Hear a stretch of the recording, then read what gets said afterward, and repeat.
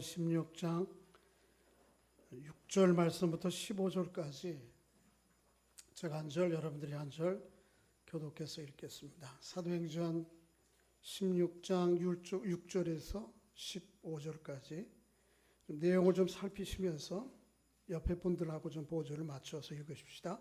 성령이 아시아에서 말씀을 전하지 못하게 하시거늘 그들이 부르기아와 갈라디아 땅으로 다녀가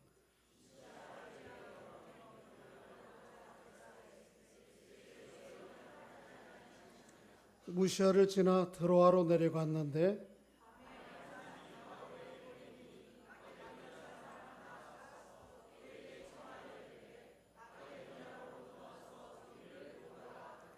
바울이 그 환상을 보았을 때 우리가 곧 마게도냐로 떠나기를 힘쓰니 이는 하나님이 저 사람들에게 복음을 전하라고 우리를 부르신 줄로 인정함이로라.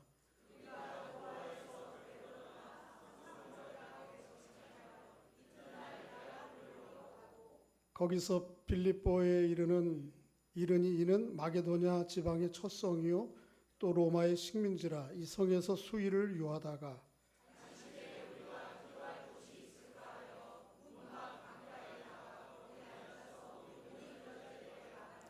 두아디라시에 있는 자색 옷감 장사로서 하나님을 섬기는 루디아라 하는 한 여자가 말을 듣고 있을 때에 주께서 그 마음을 열어 바울의 말을 따르게 하신지라.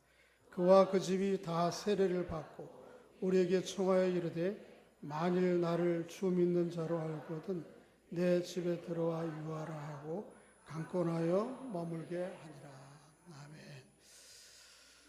주님의 은혜와 또 교회의 기도로 지난 2주간 인도 네팔 선교지를 잘 다녀왔습니다. 코로나 바이러스 문제 때문에 좀 어수선하고 또 염려되는 부분이 있었는데 꼭 다녀와야 될 상황이라 다녀왔습니다. 인도는 3명 제가 갈 때는 확진자가 나왔고요. 그것도 중국에서 온 유학생들, 네팔은 1명이었습니다. 가보니까 마스크 쓴 사람이 우리밖에 없더라고요. 평소에 이 사람들이 매연 때문에 거리 먼지 때문에 쓰는 사람들은 많은데 공항 사람들은 조금 쓰던데 길거리 나가니까 쓰는 사람이 별로 없어서 별로 접촉이 좀 없었고, 조금 염려가 되는 거는 태국을 거쳐서 공항에서 비행기를 바깥 탔는데 혹시 그 공항에서 문제가 있을까 해서 조심했습니다. 마이크 쓰고 화장실 갈 때마다 손 씻고 중국 사람들처럼 보이는 데는 피해 다니고 그러다가 잘 왔습니다. 남부는 굉장히 더워요. 한 33도. 여기 춥다가 가니까 더위에 적응을 못 해가지고 한 거기 5, 6일 있는 동안 몸이 막 더웠고, 북부에 또 유피 올라가니까 아직 기온이 거기는 안 올라갔어요. 그래서 이번에 대비하기 위해서 내복을 가져갔거든요. 제가 평소에 한국에서 겨울에 내복 안 입는데 거기서는 내내 내복을 입었습니다. 그래서 이 더운 지방에 갔다가 추운 지방에 가면서 감기 걸렸어요. 제가 먼저 걸린 거 제 아내가 먼저 걸려서, 그래서 사실은 유피 지역에 사역 교회를 돌아보는 날은 제 아내가 너무 열이 나고 그래서 함께 가지 못했습니다. 숙소에서 그냥 있었어요. 좀 마음에 좀 걱정도 됐는데 또 바로 하루 지나고 약 먹고 나니까 열 떨어지고 괜찮고, 또 뭐 부부가 뭐 그렇게 친하지도 않은데 또 감기 이어받아 가지고 제가 또 그래서 지금 저는 아직 좀 완전하지 않습니다. 그래서 기침이 좀 남아 있고, 열은 제가 인천 검역관에게 일부러 신고를 했습니다.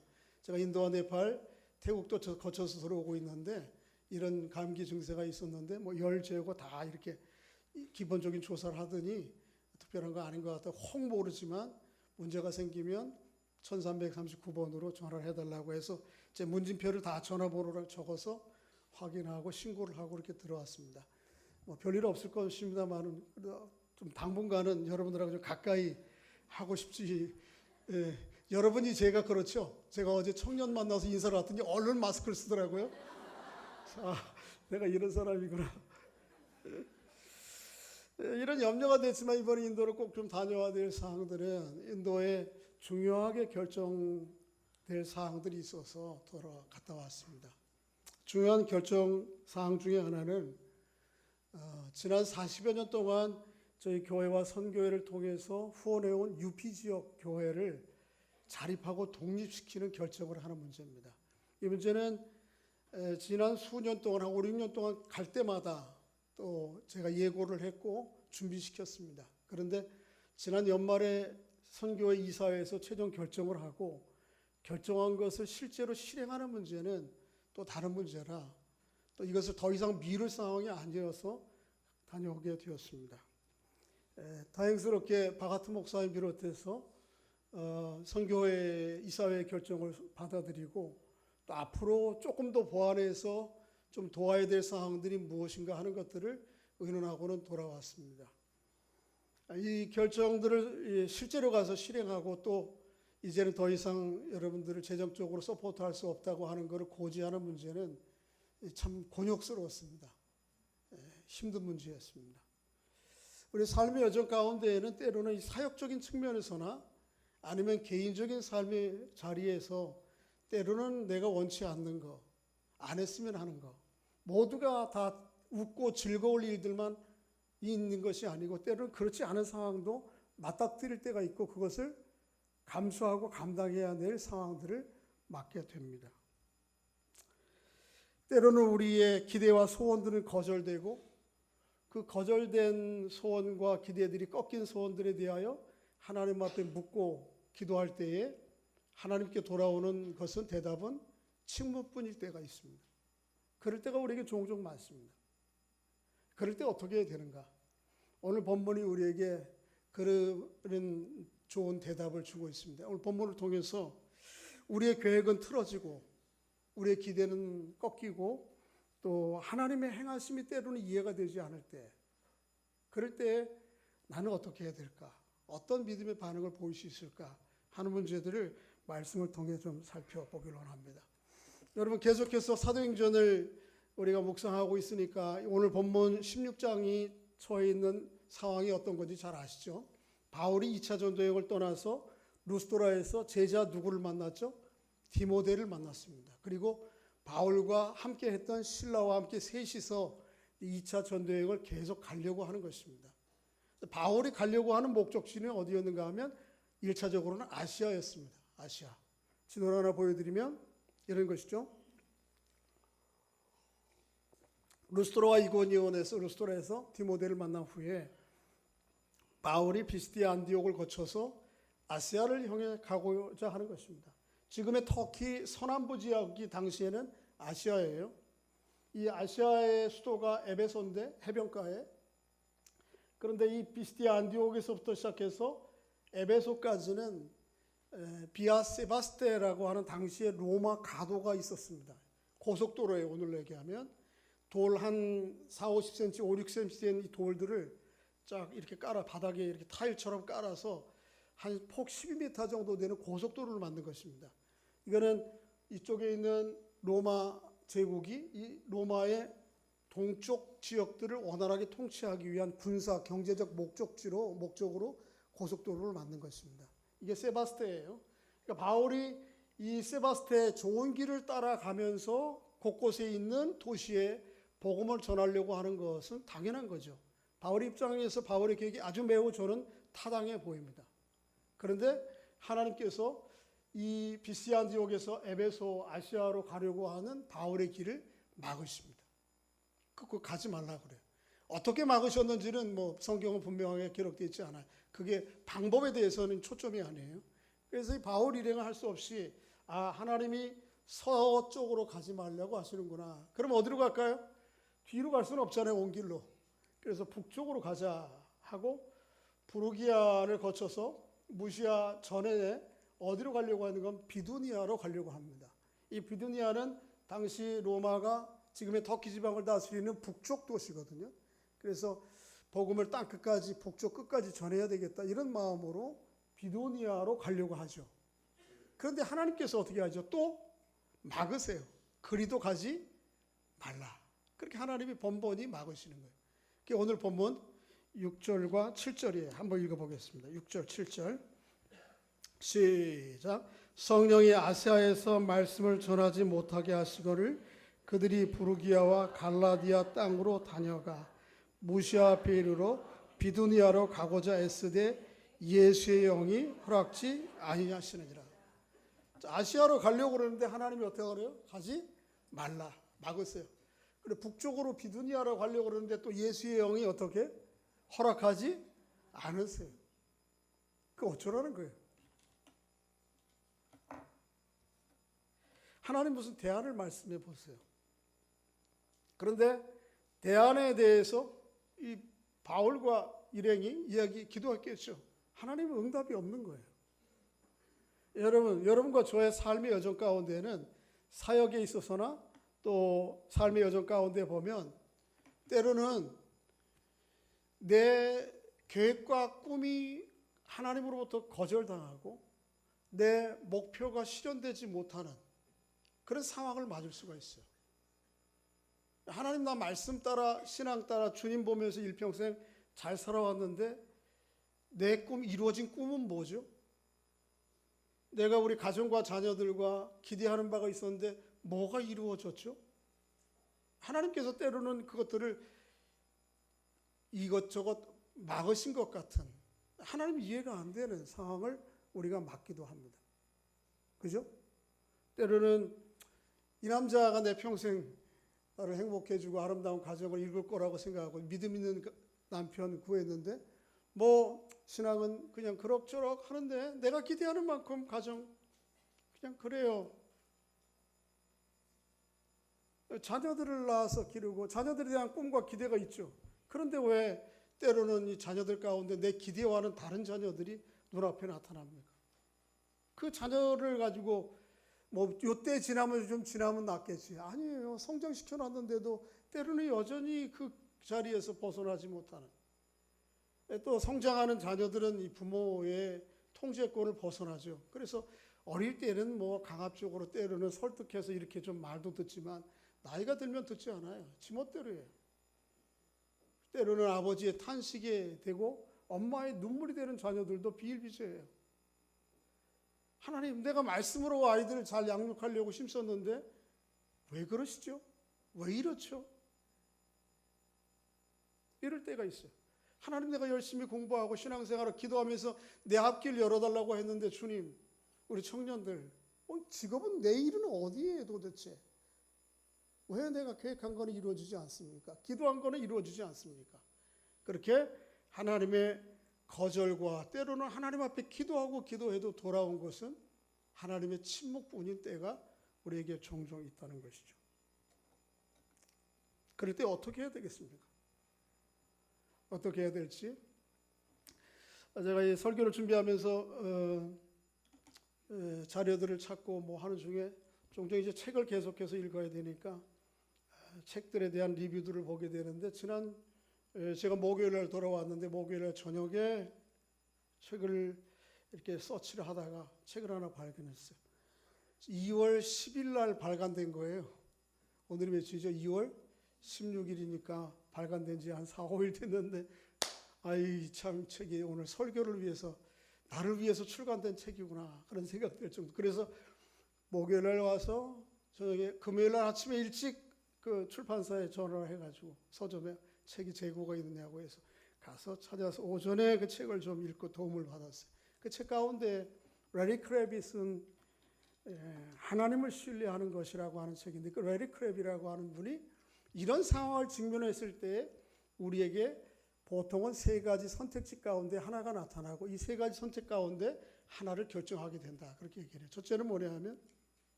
거부하고 덜어나는 거예요.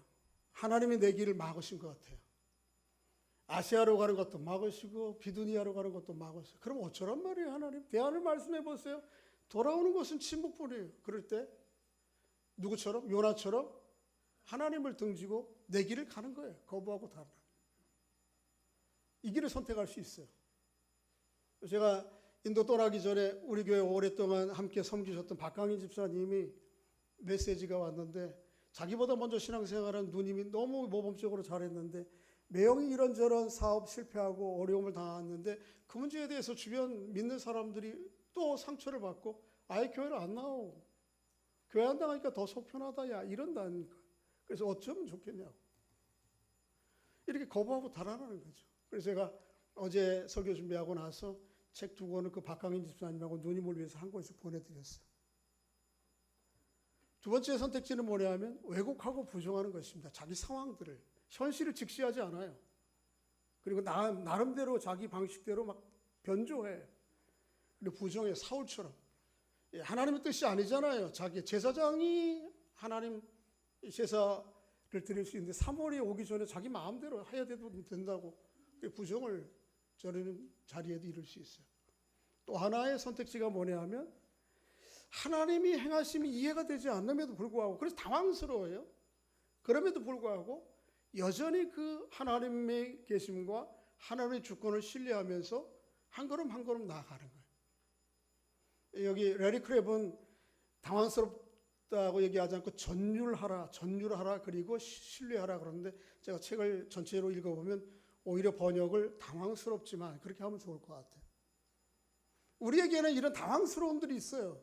믿음의 사람으로 삶을 살아도 때로는 남들이 신앙생활 섭생 잘한다고 그래서 술, 담배 안 했는데 어느 날 폐병 걸리고요.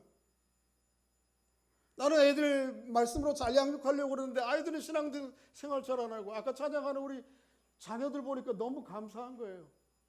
이런 자녀들, 부모들 너무 감사한 거예요. 이 시대의 젊은이들이 어떻게 살아가는데 이 자리에 이 친구들이 여기 앉아있는 거 너무 감사한 일. 그런데 때로는 이 친구들과 같지 않은 자녀들을 가진 부모들이 우리에게 있는 것이죠.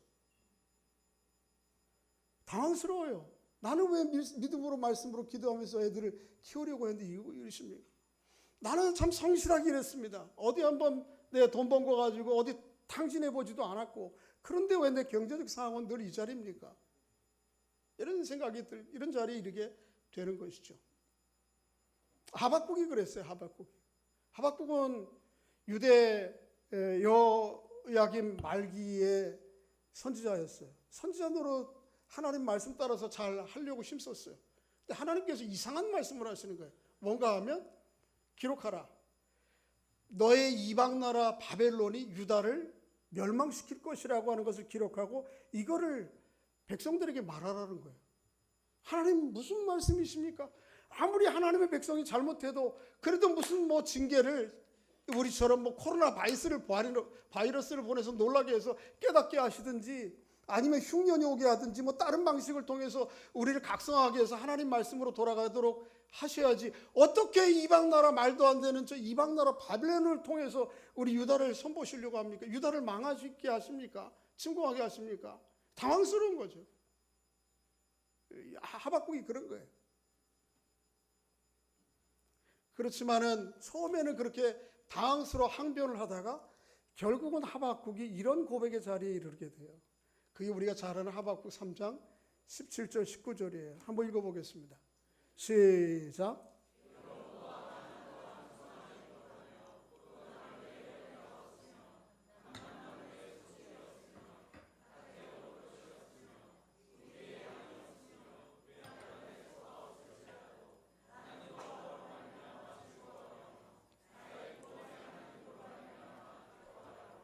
주 여호와는 나의 힘이시라. 나의 발을 사슴과 같게 하사 나를 높은 곳에. 우리가 무화과나무가 곡식이 풍성하고 포도 소출이 많고 감람나무의 소출이 풍성하고 밭에 먹을 것이 풍성하고 우리의 양떼가 가득하면 누구라도 노래해요. 감사해요. 찬양해요. 그런데 오늘 하박국과 이스라엘 상황은 그게 아니에요. 없어요. 못해요. 없어요. 모든 게 없어요. 건강도 남만 못해요. 경제적으로 여유롭지 못해요. 자녀들 별로 내놓을 것도 별로 없어요. 내 직장 변변치 못해요. 이럴 때 우리는 때로 어떻게 하죠? 탄식할 수 있어요. 그런데도 하박국은 어떻게?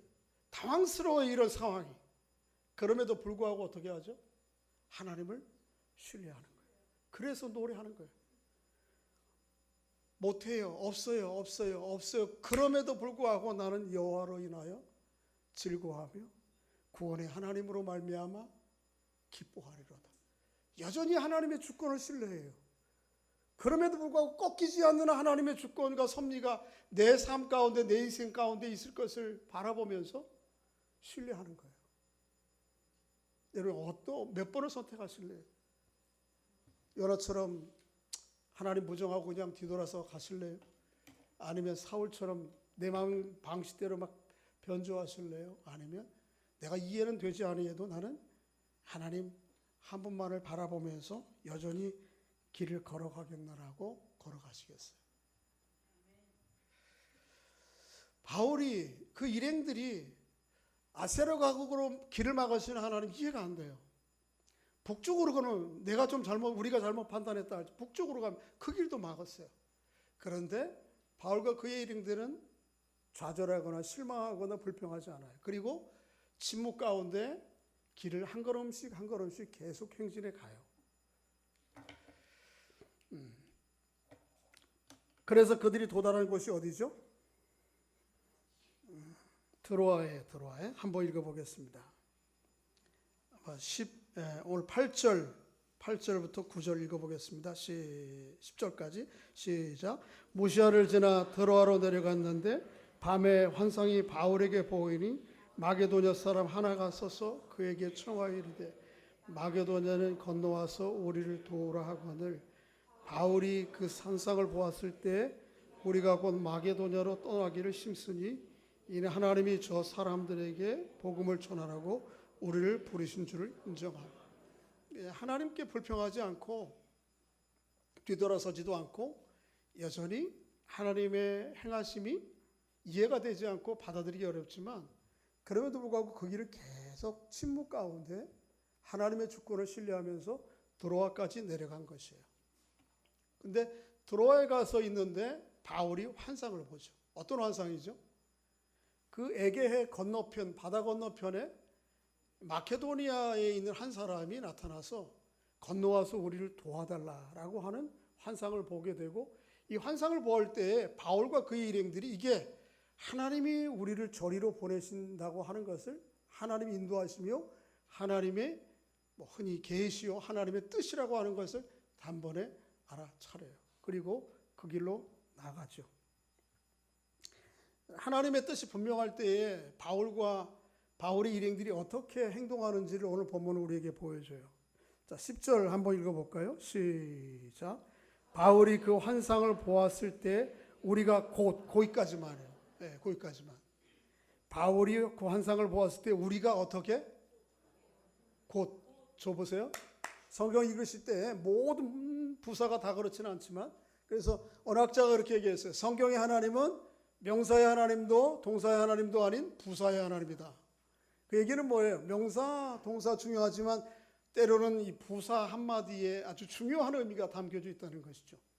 오늘 우리가 10절을 읽을 때 바울이 그 환상을 보았을 때 우리가 어떻게? 곧 맞나 틀리나 할까 말까 주저하지 않고 바로 그런 뜻이에요. 여러분 하나님의 뜻이 분명하면 바로 순종하셔야 돼요. 할렐루야. 우리가 뜻이 도대체 하나님 뜻이 어딘지 모릅니다. 이거 씨름하고 하나님이 왜 말씀하지 않으십니까? 이거 불평하기보다는 분명한 하나님의 뜻에 즉각적으로 반응하셔야 되는 거예요. 오늘 바로 보이는 거예요. 또 뿐만 아니고 10절 읽다 보면 곧 마게도냐로 떠나기를 어떻게 하니? 힘쓰니. 이 힘쓴다는 건 뭐예요? 즉각 순종하는 것뿐만 아니고 자신들의 힘을 최선을 다해서 한다는 거예요. 하나님께 순종할 때 반쪽만 순종하시지 말고 전적으로 순종하셔야 돼요. 할렐루야. 즉각 순종하고 전적으로 순종해야 돼요. 11절에 보면 이런 말씀이 있어요. 한번 읽어보겠습니다. 시작. 우리가 드로아로 배로 떠나 사모들에게로 직행하여 이튿날 네아폴리로 가고 직행해요. 자고 우면하지 않아요. 하나님의 뜻과 말씀이 분명하면 직행해야 되는 거예요. 하나님의 뜻이 분명하지 않고 하나님이 거절하고 하나님이 침묵 가운데 있는데 이 모함과 때로는 침묵을 붙들고 의욕을 붙들고 씨름할 것이 아니고 우리에게 이미 여러 분명한 하나님의 말씀들이 있어요. 그 말씀들을 어떻게 즉각 순종해야 돼요. 힘다해 순종해야 돼요. 그거를 직행해야 돼요.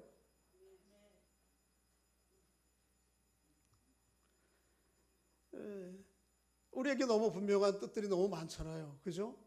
예를 들면 이런 것입니다. 자녀들이 내 뜻대로 안 돼요. 씨름해요. 때로는 그 눈물이고 탄식이에요. 그거 가지고 하나님 왜 이러십니까? 어쩌란 말입니까? 경제적인 문제 가지고 때로는 그런 씨름을 할 수도 있어요. 근데 그건 가지고 씨름 한들 하나님께로 돌아오는 거는 아무 소리가 없어요. 침묵이야. 그 씨름하지 마시고 주어진 그것 가운데 하나님 너무 분명한 게 있어요. 그럼에도 불구하고 하나님께서 그 자녀를 나를 통해서 이 땅에 보내셨고 나를 통해서 하나님의 거룩한 사랑이 흘러갈 대상이요 나는 그의 통로라고 하는 것이 너무 분명한 거예요. 그러니까 어떻게 해야 되는 거예요? 여전히 흔들리지 않고 내 마음에 들지 않고 내 틀을 벗어나고 하지만 그럼에도 불구하고 하나님의 거룩한 사랑으로 그들을 품고 긍휼을 베풀고 그게 너무 분명한 거잖아요. 경제적으로 어렵고 힘든 게 기도하고 한들 어느 날 갑자기 로또가 나타나는 것도 아니잖아요. 그런데 어떻게 하라고 해서 하나님은 가난하고 어려운 중에 어떤 형편에 처하든지 하나님 주권 바라보면서 하나님 의지하고 하나님 소망 삼고 하나님을 용기 삼아 살아가라고 하잖아요. 이거 분명하잖아요. 그걸 위해 기도해야 되잖아요. 그럴 때 어떻게 하라고 하시죠? 인내하라고 하시잖아요. 너무 분명한 말씀 붙들고 곧 최선을 다해서 직행하여 그 길을 가는 것이죠.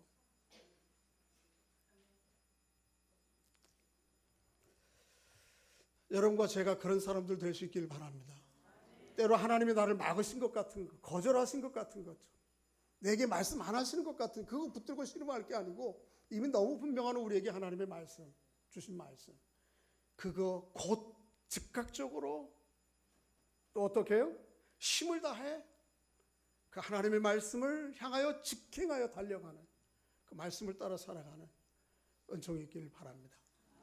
한 가지 좀 여기서 확인해야 될 것은 때로 하나님의 뜻, 하나님의 말씀, 하나님의 계시 이런 것들은 사실 우리에게 흔하지 않은 건데 때로는 우리가 종종 하나님께서 나에게 환상으로 보여주셨다, 말씀해 주셨다, 마음에 말씀해 주셨다, 하나님 이런 계시를 보여주셨다 이렇게 얘기할 수 있어요. 근데 이런 것들을 할 때 여러분 좀 조심하셔야 돼요. 경솔하게 돼서는 안 돼요. 종종 우리 주변에 그런 사람이 있어요. 하나님이 뭐 지난 꿈에 보여주셔서 이렇게 하셨다, 이런 환상을 보여주셨다, 하나님 나에게 이런 계시 보여주셔서 이렇게 하라고 그랬다.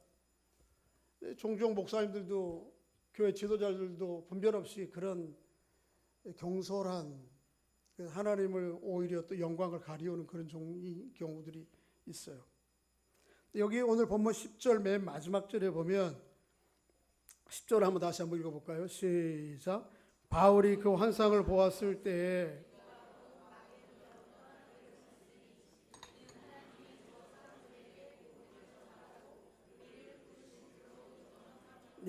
하나님이 우리를 저들에게 보내신 줄을 인정함이라, 깨달음이라 이런 거거든요. 이 인정함이라고 하는 말이 심바비조라고 하는 헬라어예요.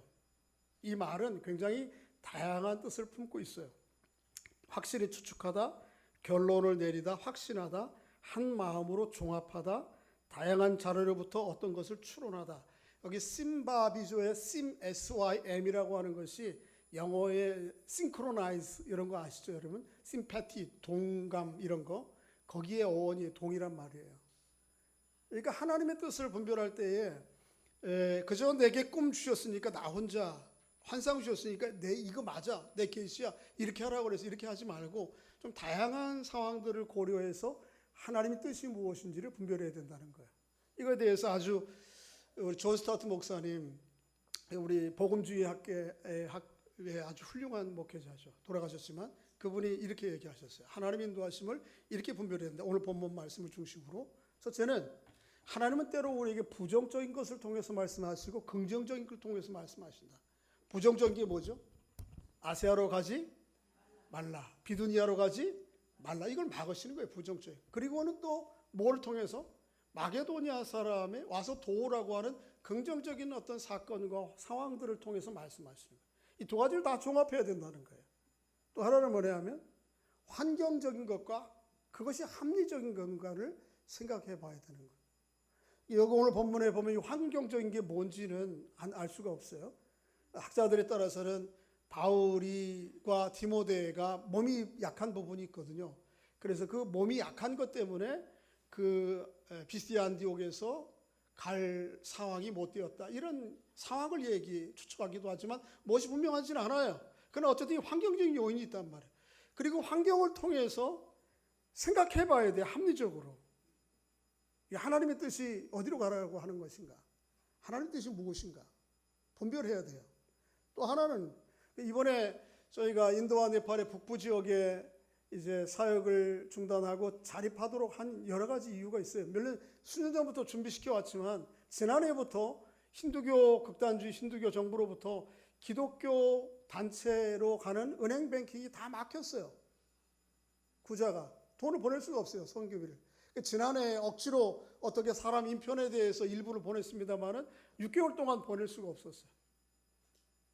그러니까 이런 환경적인 거를 저희들이 고려한 거예요. 여러 가지 이미 UP 지역의 상황들이 자립할 상황도 되긴 됐지만 환경적인 걸 고려한 거죠. 그래서 이사회에서 결정을 했던 것이죠. 또 하나는 뭐냐면 개인적인 거예요. 하나님이 환상을 누구에게 보여주셨죠? 누구에게? 바울에게 보여주셨어요. 그러나 이 결단은 누가 했죠? 공동체가 같이 했어요. 한번 읽어보세요. 10장 10절, 16장 10절, 10절이죠. 시작. 바울이 그 환상을 보았을 때 거기까지만 바울이 환상을 보았을 때 누가? 바울이? 우리가. 여기 우리는 누구죠? 바울, 그 다음에 디모데, 또 제일 먼저 함께 떠난 실라. 학자들에 의하면 16장부터 우리라고 하는 속에 이 누가복음과 사도행전을 기록한 누가가 합류하고 있는 거예요. 그 이전까지는 3인칭으로 기록해요, 성경이. 근데 16장부터는 우리가예요. 그러니까 여기엔 몇 명 있는 거예요, 지금? 4명이 있는 거죠. 환상은 누가 보았어요? 바울이 보았는데 바울이 본 환상을 내가 환상 보았으니까 이리로 가자 그렇게 하지 않았어요. 내가 이런 환상을 보았는데 형제들이요, 하나님의 뜻이 어디에 있을까요? 라고 오픈한 거죠. 그리고 어떻게 해요?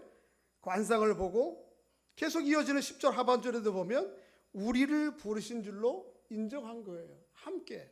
그러니까 개인적인 하나님의 부르심이 있는가 하면 그 부르심이 합당한가를 공동체가 함께 확인하는 거죠. 그러니까 하나님이 계시를 받았다, 하나님의 뜻이 있다, 하나님이 인도하신다, 이렇게 가시라고 하신다, 이런 것을 얘기할 때에는 이런 것들을 종합적으로 검토해야 되는 거죠. 그래서 여기 쓴비바조라고 하는 말이, 인정된다는 말이 그런 것들을 다 포함하고 있어요. 섣불리 지난밤 꿈꾼 거 가지고 뭐 이렇게 했다 저렇게 했다, 내가 성경 어디 좀 읽다 보니까 이런 감동을 주었다, 이렇게 했다 저렇게 했다 할 거 아니죠. 신중해야 되는 문제예요. 자, 여러분 기억하십시오. 우리의 삶의 여정 가운데에 때로는 하나님께서 바울과 그 일행을 막으시듯이 아시아로 가는 길을 막고 비두니아로 가는 길을 거절하시고, 그러면 대안은 뭐예요? 하나님 말씀해 주세요. 그래도 말씀 안 하시는 상황이 와요. 그럼에도 불구하고 어떻게 해야 되죠? 하나님의 주권을 신뢰하고 인내하며 침묵 가운데 그 길을 계속 걸어가야 되는 거예요. 바울이 그렇게 했어요. 그 일행들이. 그래서 그들이 비두니아로 가던 길을 접고 다시 계속해서 가던 길을 가서 드로아에 이르게 된 것이죠. 여러분, 분명하지 않은 하나님의 거절과 같은 침묵과 같은 그거 가지고 너무 씨름하지 마시고, 그거 우리의 완전히 떨쳐버릴 수는 없어요. 계속 여전히 염려거리고 근심거리고 눈물거리긴 해요. 그러나 거기에 매몰되지 마시고, 그럼에도 불구하고 너무 명백한 주어진 말씀 있잖아요. 하나님 뜻하신 바가 있잖아요. 그것을 향해서는 어떻게 해야 돼요? 곧 힘을 다하여 직행하여 그거 붙들고 가는 거죠. 놀랍게도 바울은 이 상황 가운데에서는 발견하지 못하지만 이 마게도냐 사람이 와서 건너와서 우리를 도우라고 하는 사건은 이 기독교의 복음의 진전의 역사에 있어서 굉장히 놀라운 사건이에요. 왜 그렇죠? 지금까지 바울은 이 아시아 대륙에서만 복음을 전하고 있어요. 그런데 이 마케도니아가 어디죠? 지금의 유럽의 남단 그리스 북쪽이에요. 새로운 대륙의 복음이 전해지는 거예요. 새로운 대륙에. 그래서 그림을 하나 더 보여드리면 트로아에서 떠난 바울이 사모드라게를 거쳐서 네아폴리를 거쳐서 조금 내륙으로 들어가면 거기에 빌립보라고 하는 곳에 도착한 것인데 오늘 본문에 보면 이 빌립보에 대한 설명이 좀 붙어 있어요. 12절 한번 읽어보겠습니다. 12절 시작. 거기서 빌립보에 이르니 이는 마게도냐 지방의 첫 성이요 또 로마의 식민지라 이 성에서 수일을 유하다가. 이 빌립보는 어떤 성이라고요? 마게도냐 지방의 첫 성. 사실은 첫 성은 네아폴리잖아요, 그죠? 이 첫 성이라고 하는 건 첫 번째 만난 성이라는 뜻이 아니고 이 마게도냐에서 가장 큰 성 그런 뜻입니다. 두 번째는 어디로 갔어요? 어떤 말이 붙어 있어요? 로마의 식민지.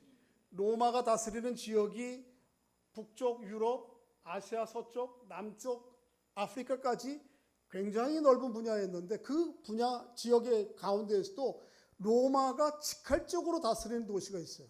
그 도시가 어디예요? 빌립보예요. 또 이 빌립보라고 하는 것은 제가 까만 선으로 그려놨는데 이 선이 뭐냐면 이그나치아 도로라고 하는 것이 아까 아시아에서는 뭐가 있었어요? 기억 못하시죠? 세바스테라고 하는 고속도로가 있었는데 여기에는 지금의 비잔티움, 옛날의 비잔티움, 지금은 이스탄불, 터키 이스탄불에서부터 로마에까지 이르게 되는 고속도로 상에 있는 도시가 빌립보예요. 뭘 얘기하는 거예요? 하나님께서 이 복음을 이 제국의 중심인 어디로? 로마로 실어 나르기 위한 도로상까지 하나님께서 이끌어 가시는 거예요. 놀랍지 않습니까? 교두보를 하나님께서 마련한. 그래서 빌립보에 가서 이제 복음을 전하려고 바울이 힘써 봐요. 근데 바울이 곳곳에 가는 곳곳마다 유대인 회당들이 있었어요. 그리고 회당을 찾아가서 제일 먼저 복음을 전했어요.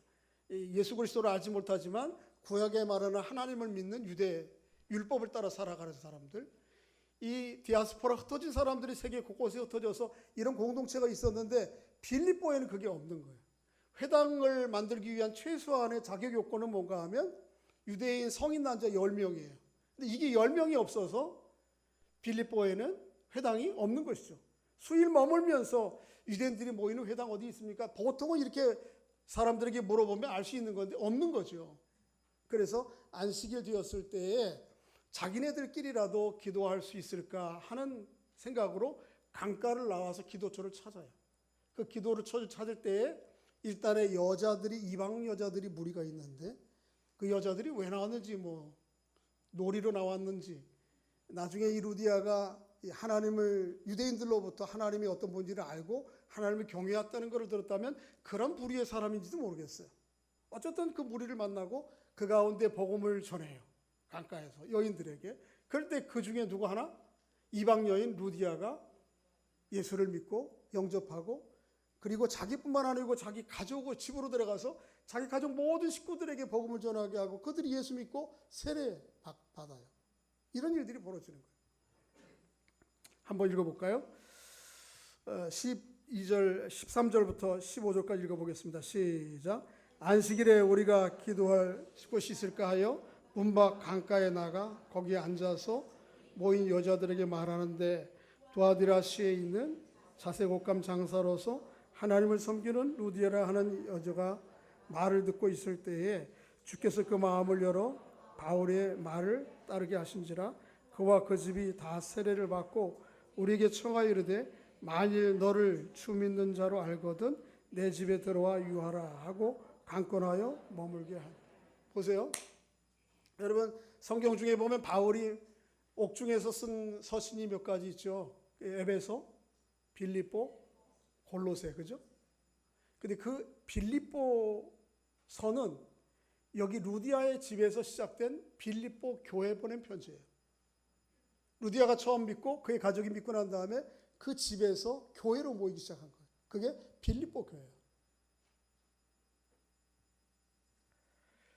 놀랍지 않아요? 하나님이 이렇게 역사하시는 분이에요. 내 길이 막히고 내 요청에도 침묵하셔도 여전히 믿음의 길로 믿음을 따라 믿음을 가지고 하나님의 주권을 신뢰하면서 한 걸음 한 걸음 그 길을 가다 보면 그 길 끝에서 나는 이해가 안 돼요.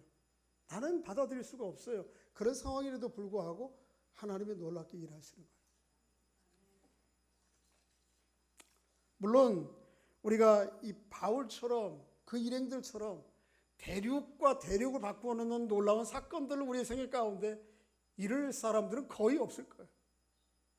그럼에도 불구하고 하나님은 말씀을 통해서 우리에게 그럼에도 불구하고 하나님의 주권을 신뢰하며 나가는 사람들에게는 그 발걸음들을 통해서 하나님이 놀라운 일들을 행하신다는 것이죠.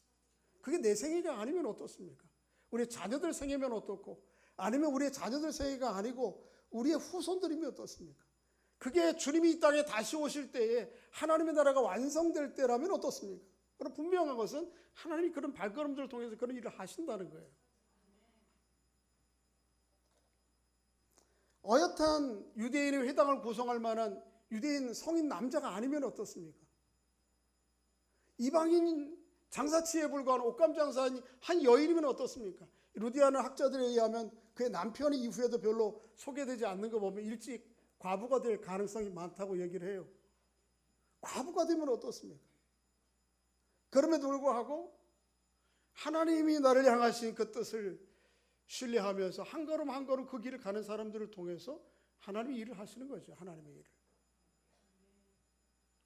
섣불리 우리가 사사로이 하나님 내가 이해가 되지 않는다고 섣불리 하나님 판단하고 때로는 실망하고 좌절하고 뒤돌아서고 내 마음대로 변주하는 것이 아니고 하나님의 주권을 그대로 있는 대로 인정하고 따라가는 여러분과 제가 될 수 있기를 바랍니다.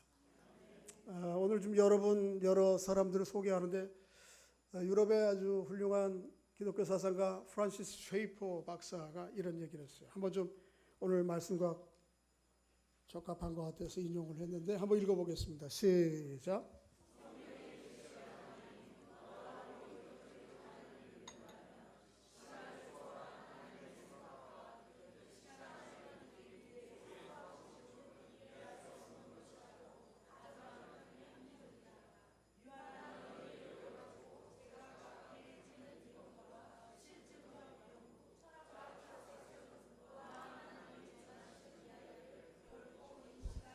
한 번 읽어서는 딱 선뜻 뜻이 올 것 같지 오지 않을 것 같은데 이런 것이죠. 우리 성경에 계시된 하나님이 무한하시고 사랑이 풍성하시고 전능하신 인격적인 하나님이죠. 시간을 초월해 계신 하나님이죠. 그런 하나님의 생각과 길을 시간 안에 묶여 있는 우리, 사실은 내일 일도 우리는 몰라요. 매우 제한적인 인식의 능력밖에 없어요. 그 묶이는 우리의 사고방식으로 하나님을 다 이해했다고 하나님 이해할 수 없어요. 왜 그러세요? 따지고 드는 것은 사실은 합당하지가 않은 것이죠. 타당하지 않은 것이죠. 오히려 지금은 나는 이해가 안 됩니다. 왜 이런 일이 벌어진지 모르겠습니다. 그럼에도 불구하고 하나님을 주권을 신뢰하고 내 인생을 그분에게 맡기고 여전히 길을 걸어가는 것이 훨씬 더 합리적이고 타당한 거죠. 이 이야기를 이사야서 58장에 이사야 55장에 이사야 선전이 이렇게 얘기했어요. 한번 좀 읽어볼까요? 시작. 이는 내 생각이 너희 생각과 다르며 내 길은 너희 길과 다름이니라. 여호와의 말씀이니라. 이는 하늘이 땅보다 높음같이 내 길은 너희의 길보다 높으며 내 생각은 너희 생각보다. 하나님의 길과 생각은 우리의 길과 생각과는 비교가 안 되는 거죠. 그 비교는 굳이 비교하자면 하늘과 땅 차이 같은 것이죠. 하나님의 말씀이 허투루 우리에게 흘러가지 않아요. 그 다음 말씀 이어질 10절 읽어볼까요? 시작. 이는 비와 눈이 하늘로부터 내려서 그리로 들어가지 아니하고 땅을 적셔서 소출이 나게 하며 싹이 나게 하며 파종하는 자에게는 종자를 주며 먹는 자에게는 양식을 줌같이 내 입에서 나가는 말도 이와 같이 헛되이 내게로 돌아오지 아니하고 나의 기뻐하는 뜻을 이루며 내가 보낸 일에 형통하노라. 하나님의 말씀은 마치 비가 내려서 무슨 일을 하는지 모르죠. 우리는 비 오는데 이 봄비는 대단한 일을 하시는 거거든요. 하나님 잘 몰라요. 바람이 왜 부는지 몰라요. 그러나 하나님 그를 통해서 일하시는 거죠. 그런 것처럼 하나님 입에서 나가는 말 어느 것 하나 헛되이 떨어지지 않죠. 하나님이 기뻐하신 뜻을 이루고 하나님 보내신 일에 형통합니다. 우리에게 주어진 하나님 말씀이 그런 것이 약속. 그런 하나님을 신뢰하면서 좀 한 걸음 한 걸음 믿음으로 남은 생애를 걸어가고 또 살아가는 은총이 있기를 주의 이름으로 축복합니다. 한 가지만 더 좀 인용하고 마치겠는데, 킴멜 몰간 목사님이 바울과 그의 일행들이 도대체 아까 그 퀘스천 마크 있던 자리 아시아로도 가지 말라고 그러시고 북쪽으로 가지 말라고 그러시면 그럼 어디로 가야 됩니까? 이 자리에서 네 사람들이 어떤 마음으로 남은 여정을 걸어갔을까를 상상으로 글을 써놨어요. 이 네 사람들이 울렁거리는 마음으로, 울렁거리는 하나님의 기대를 가지고 비록 들리는 소리 아무 소리 없고 눈앞에 보이는 길이 분명하지 않지만 그럼에도 불구하고 하나님의 주권을 신뢰하면서 울렁거리는 기대의 마음으로 이 길을 걸어갔을 것이다. 그러면서 이렇게 써놓으셨어요. 한번 좀 읽고 마치겠습니다. 시작. 오, 내가 택한 곳이 아니라 심지어 주님에 대한 나의 사랑이 택한 곳도 아니라 주님의 명령에 의해 보내진 곳으로 가는 것. 어려운 상황들은 믿음을 위한 기회들이며 봉사와 그리스도인의 삶에서 우리가 겪는 혼란 정도는 우리의 기회의 정도이다. 어둠이 우리를 감싸려고 위협할지라도 우리는 한 줄기 빛을 따라. 여러분과 제가 내가 택한 길이 그 결과가 내 기대와 목적지에 안 이를 수도 있어요. 어쩌면 내가 택한 길이 아니고 마지못해서 보내진 길일 수도 있어요. 그 길을 가다 보면 때로는 어려운 상황도 만나고 혼란을 겪기도 해요. 당황스럽기도 할 거예요. 하나님 왜 이 자리에 나를 보내셨습니까? 왜 여기 있어야 됩니까? 내 꿈이 이거였습니까? 내 기도가 이거였습니까? 그런 자리에 이를 수도 있어요. 그럼에도 불구하고 어떻게 하자고요? 때로는 그런 염려와 근심과 불안 때문에 어둠이 내게 몰려와서 때로는 심약해질 수 있어요. 그럴 때도 어떻게 하자고요? 한 줄기 빛을 따라가죠.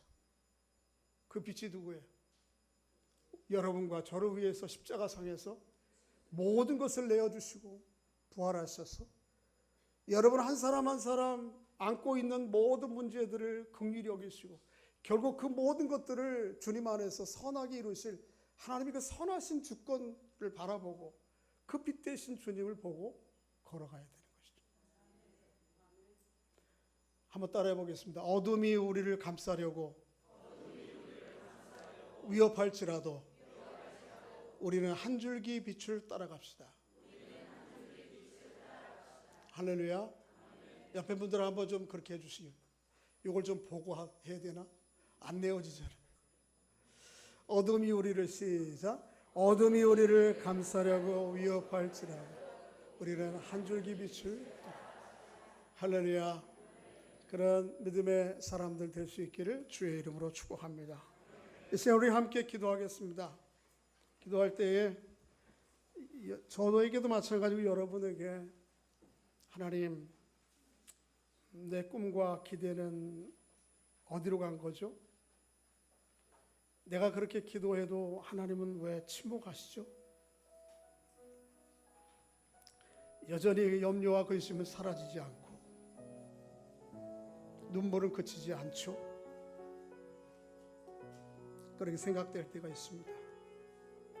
그럼에도 불구하고 바울 일행이 하박국이 그럼에도 불구하고 선하신 꺾이지 않는 하나님의 주권이 내 인생 가운데 있고 우리 자녀들에게 있고 우리 가정에 있고 우리 앞날에 있음을 기억하며 한 줄기 빛 대신 주님 바라보고 남은 생에 신실히 걸어갈 수 있도록 하나님 믿음을 주십시오.